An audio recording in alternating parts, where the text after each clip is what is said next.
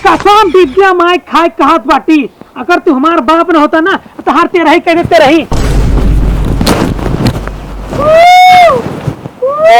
मैया चिड़ैया कू कू करती ने ठीक टमाक डम डम।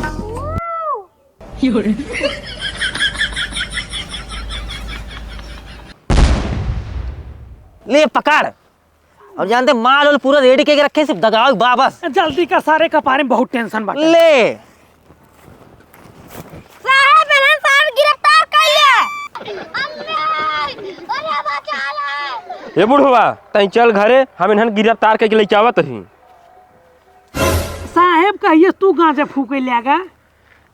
जब से हमार दिल टूटिए तब से हम गांजा फूका गाजा, तू फूका गाजा, फूका।